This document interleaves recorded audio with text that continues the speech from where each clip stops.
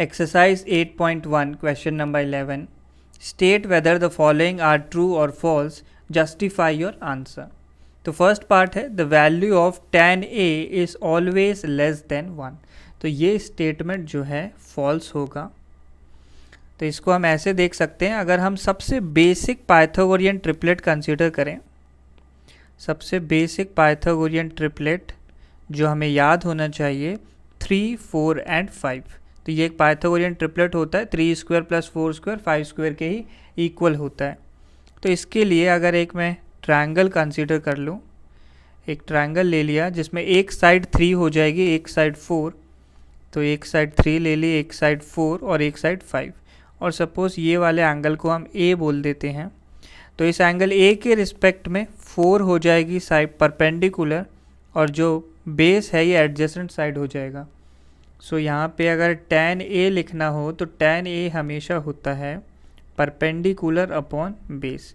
तो यहाँ परपेंडिकुलर की वैल्यू 4 है और बेस की वैल्यू है 3. तो क्लियरली tan a हम देख सकते हैं कि ग्रेटर देन 1 आ गया है इस केस में.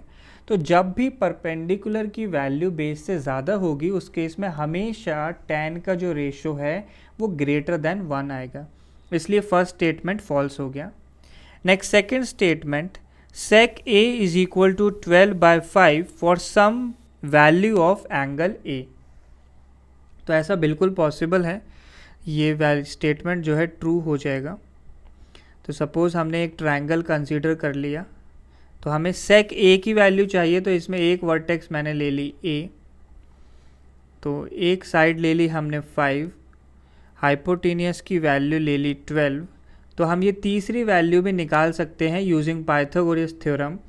सो अगर ये ट्रायंगल हो गया ए बी सी, तो हमें बी सी की वैल्यू चाहिए, ये हो जाएगी root of A C square minus A B square के इक्वल. तो ये हो जाएगा रूट ऑफ 12 स्क्वायर, तो 144 माइनस 5 स्क्वायर हो जाएगा 25. सो ये वैल्यू बन गई हमारे पास 119.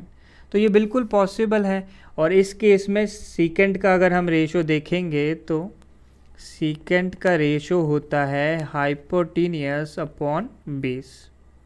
तो यहाँ पे हाइपोटेनियस की वैल्यू मैंने इसीलिए 12 ले ली है और बेस है हमारा 5.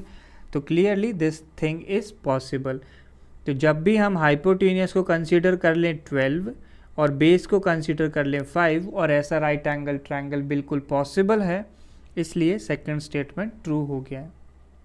Next third, cos A is the abbreviation used for cosecant of angle A.